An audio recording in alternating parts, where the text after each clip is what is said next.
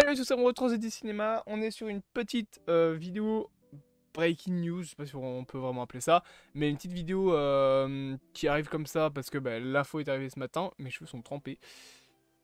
Du coup, ils sont pas encore très secs. Bref, info intéressante et je vous mets directement sur cette scène-là. Alors, c'est pas très bien mis en scène, il manquerait quelques petits trucs pour que ce soit plus joli pour vos yeux, mais globalement, ainsi vous avez le post de Can You Game Some Toast qui explique bien voilà, l'information euh, dont il faut qu'on parle. Mais du coup, ça y est, c'est officiel. Vous le voyez là, je peux vous le traduire. Je vous l'ai déjà traduit ici. Donc, Marvel commence à utiliser un nouveau nom, une nouvelle bannière connue sous le nom de Marvel Spotlight pour de futures nouvelles choses, nouvelles œuvres que vont nous proposer Marvel.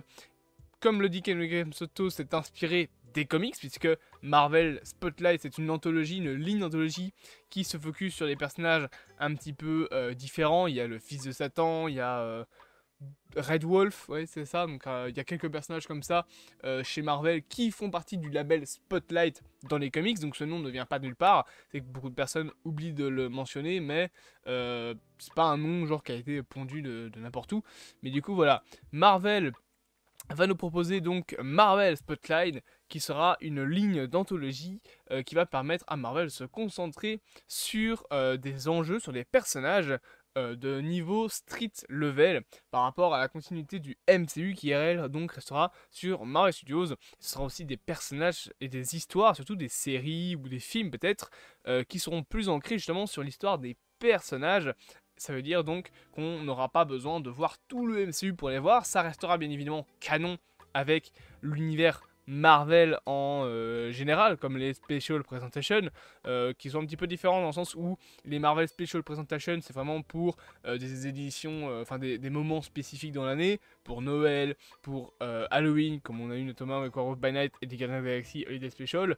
Mais voilà, ça va être des programmes qui vont permettre en fait d'intégrer des personnages, d'avoir des personnages qui pourront revenir dans la suite. C'est pas dit que des personnages introduits dans des Marvel Spotlight ne puissent pas revenir. C'est des personnages qui sont prévus pour revenir par la suite. Mais en gros, ce sont des séries, des programmes qui vont permettre d'avoir des personnages introduits dans des séries, dans des films, qui ne seront pas liés, par exemple, à la saga du multivers, un petit peu comme peut l'être Moon Knight, comme peut l'être She-Hulk. Sauf que la chose intéressante avec Marvel Spotlight, c'est que ce sera du coup des super-héros de niveau street level.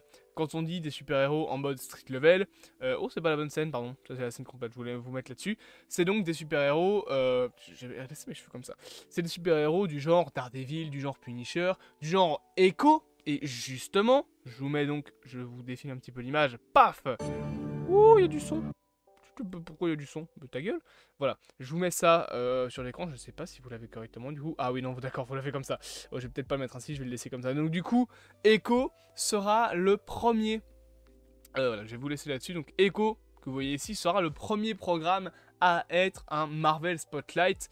Globalement, ce sera peut-être, normalement c'est comme ça que c'est un peu marketé, des programmes qui auront moins de limitations au niveau de certains points sur les séries qu'un projet, je sais pas comment, comme un Iron Man ou comme un Spider-Man 4 par exemple. La différence étant que, on est bien d'accord que un film qui sort au cinéma, c'est quelque chose qui doit être rentable. D'ailleurs, c'est souvent pour ça que Disney préfère sortir leurs films directement au cinéma plutôt que sur les plateformes de streaming. Les seuls films qui sont sortis directement sur les plateformes de streaming, c'était souvent soit des films qui étaient clairement pas assez marketés et que Disney a fait en sachant bien que ça allait terminer sur une plateforme de streaming. Je parle par exemple de Prey, qui était pour moi un film qui aurait dû sortir au cinéma, mais voilà, le marketing n'était pas encore assez élevé pour pouvoir le sortir justement au cinéma. Pas comme pour Alien Romulus, le prochain film Alien, qui lui sortira bel et bien au cinéma. Et la même chose également pour certains films comme Alerte Rouge, comme il me semble Lucas, Souls, qui sont sortis directement sur Disney+, mais ça c'est encore pour d'autres raisons, à savoir le Covid. Là, c'est vraiment différent. Marvel, comme pour Disney en général, préfère sortir ses films directement au cinéma. Et quand tu sors un film au cinéma, peut pas te permettre de tout faire. On aimerait pouvoir avoir un film au cinéma avec du sang de partout, etc. Bon, ça dépend du personnage. Hein. Si Écureuillette, personne n'aura la rêve, personne ne connaît Écureuillette. Mais si Écureuillette commence à casser des gueules comme Moon Knight, oui, tu vas loucher quand tu vas regarder le personnage. Mais voilà, certains personnages comme par exemple Blade, comme Moon Knight, on aimerait que ce soit violent. On veut que ce soit violent. Moon Knight saison 2, faut du sang, putain.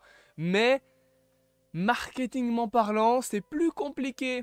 C'est même très compliqué de te proposer au cinéma un film sur Blade, personnage dont tout le monde se fout, avec Mahershala Ali, très peu connu du grand public, qui serait en plus R-rated, avec un budget de moins de 100 millions. Vous voyez que tout doucement ça commence à faire compliqué. Donc d'ailleurs c'est pour ça que, à mon avis, Blade va pas être R-rated. Parce que le R-rated c'est vraiment quelque chose qui attire très peu de monde. Le violent au cinéma c'est bien. Voilà, il faut de tout dans le cinéma. Mais bah, il n'y a qu'à regarder les box-office des films d'horreur comparé à des box-office de films d'action. Et tu comprends très bien que les gens sont plus attirés par un film comme Fast and Furious que par le dernier des Vendredi 13. C'est con, enfin c'est voilà, c'est comme ça. Les films au cinéma, les plus gros box-office de films d'horreur, c'est 180 millions ou des conneries dans le genre. Les plus gros box-office de films d'action, c'est plus de 2 milliards de dollars. Voilà, le grand public préfère les films d'action avec pas de sang. Malheureusement, c'est comme ça. Donc, bien évidemment, quand tu fais un film au cinéma, tu peux pas te permettre de faire un truc comme Punisher. Voilà, sinon ça attirerait pas beaucoup de monde. On aimerait le faire, mais soyons honnêtes, un film Blade aussi violent que le personnage dans les comics, ça attirera pas beaucoup le grand public. Et d'ailleurs, Blade est un film malade sur ce point-là, parce que c'est censé être un personnage ultra violent, et je sais que beaucoup de personnes vont être déçus parce que ils peuvent pas le faire assez violent. Ou alors, Blade va s'en met en série, Mahershala Ali va finir par quitter le projet. Alors, est-ce que ce serait une bonne chose? Non. Moi, personnellement, je pense pas, parce que le personnage, enfin, l'acteur est très bon, en plus, c'est un personnage oscarisé quand même, donc voilà.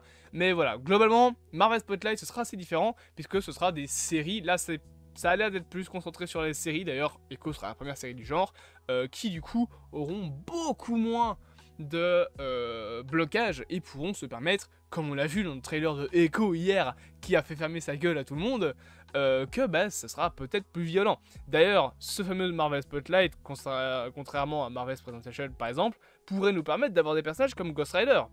Un programme Ghost Rider pourrait être mis sous Marvel Spotlight. Alors, actuellement du coup, ça n'a l'air que d'être que des séries. Maintenant, il y a toujours moyen, bien évidemment, que ce label s'exporte pour le cinéma.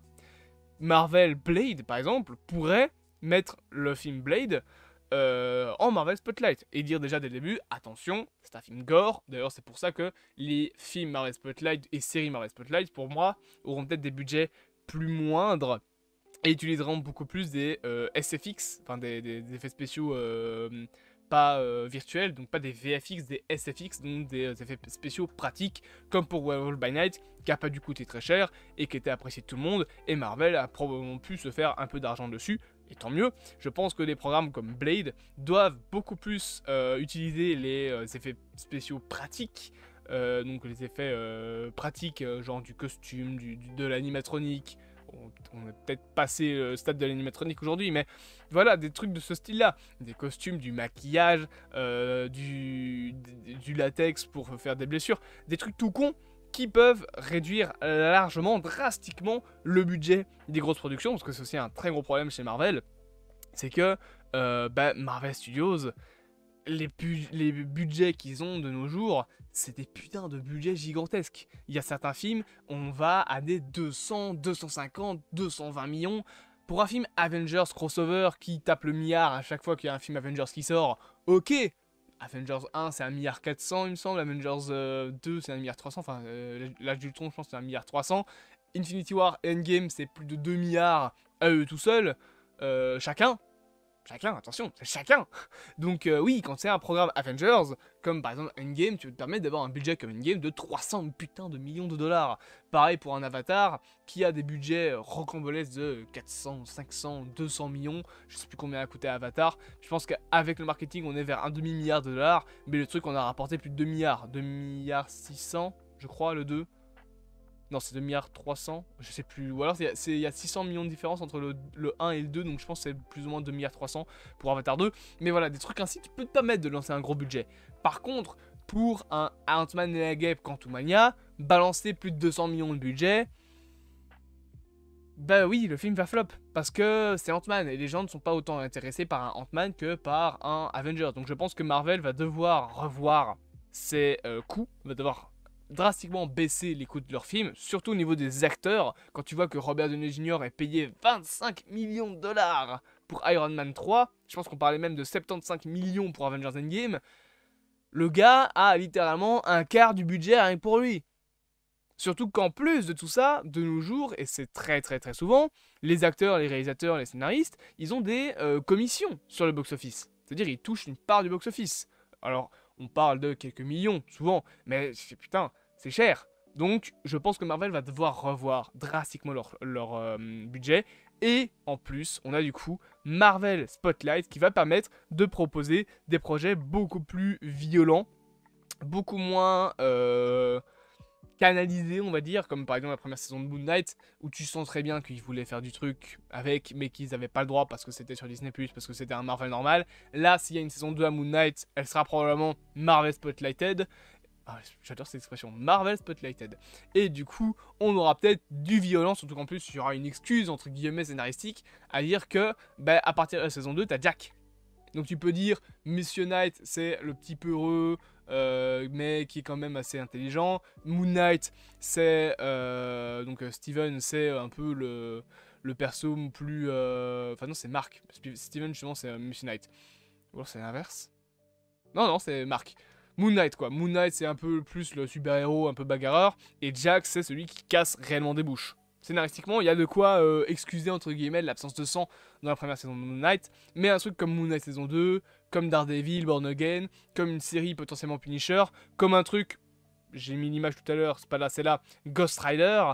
Oui, clairement, il faut du sang, il faut de la violence, il faut de la fracasse. Pareil pour un truc qui pourrait arriver, genre sur les Midnight Sun. Ça, il faut que ce soit violent. En plus, il y a du Blade qui arrive, il y a Ghost Rider qui devrait arriver dans le MCU un jour ou l'autre. Donc les Midnight Suns sont tout doucement en train d'être introduits. Je pense que s'il faut un programme sur les Midnight Suns, voilà, ça doit être du Marvel Spotlight. C'est donc plus ou moins la fin de cette petite vidéo. N'hésitez pas à me dire en commentaire ce que vous pensez de cette actualité. Personnellement, je suis très content que Marvel commence à se diversifier beaucoup plus. On pourra avoir de l'animation, on pourra avoir du violent, on pourra avoir toujours des films petites blagounettes. On aime bien les films petites blagounettes, ok? Je dis pas le contraire. Il faut pas non plus effacer ce qu'est Marvel aujourd'hui, mais il faut le diversifier. Il faut que Marvel change la donne. Il faut pas juste être... En fait, le truc, c'est qu'il faut pas faire que du Ant-Man et la Guêpe Quantumania. Il doit y avoir un petit peu d'Ant-Man et la Guêpe Quantumania, mais il doit y avoir aussi un petit peu de Blade, un petit peu de Punisher, un petit peu d'Avengers. Il doit y avoir de tout pour satisfaire tout le monde. Voilà. Bref, j'espère donc que cette vidéo vous aura plu. N'hésitez pas à vous abonner, à partager, à liker et à commenter cette dernière. Et on se dit à bientôt pour de prochaines aventures.